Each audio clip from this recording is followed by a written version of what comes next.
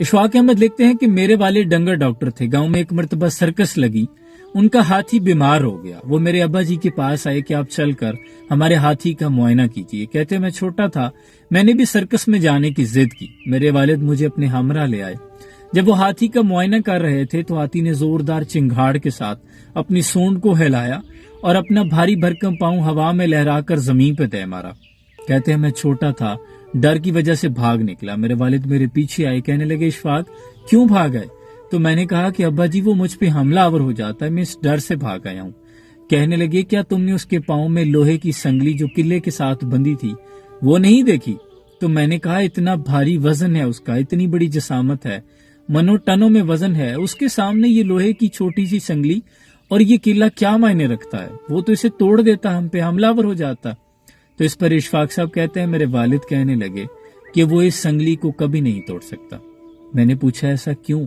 तो कहने लगे कि जब वो इसे पकड़ कर लाए थे जंगल से तब ये एक छोटा सा बच्चा था। उन्होंने आते ही इसे लोहे की संगली के साथ किले के साथ बांध दिया। तब इसने बड़े जतन किए, बड़ा जोर लगाया, बड़ी मुशक्कत की, लेकिन इस किले को नहीं तोड़ पाया। उसके बाद ये दिन ब दिन बढ़ता चला गया, इसकी जिसामत बढ़ती गई, इसका वजन मनो टनों में आ गया, लेकिन ये उसी एहसास कमतरी और उस एहसास के साथ बंधा हुआ है कि मैं इसे नहीं तोड़ सकता। इसके बाद फिर इसने कभी इसे तोड़ने की कोशिश ही नहीं की। देखिए मेरे अजीज, ये बात हम पे भी सादिक आती है।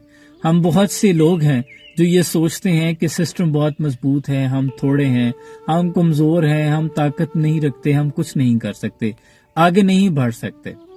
यही वजह है कि हम उस एहसास कमतरी के साथ बंधे हुए हैं। कितने नौजवान हैं जो उस संगली के साथ बंधे हुए हैं कि हम तो कुछ नहीं कर सकते। वो एहसास कमतरी है जो हमें आगे नहीं बढ़ने देती। हाथी की आंखें छोटी होती हैं, वो कभी अपनी जसामत और अपने कद को नहीं देख पाता।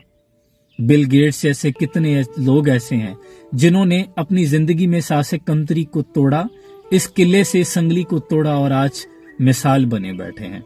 लेकिन हम ना तो अपनी जसामत को देख रहे हैं और अपने कद को नहीं देख पा रहे, और ना उस किले को, उस संगली को तोड़ पा रहे हैं।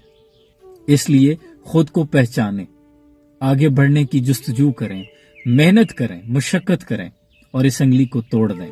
परों को खोल जमाना उड़ान देखता है, जमीन पे बैठ के क्या आसमान देखता है, और दयार इश्क में अपना मकाम पैदा कर। नया जमाना, नए सुबह शाम पैदा कर। अल्लाह आसानी हासिल तकसीम करने का शर्फ अता फरमाए।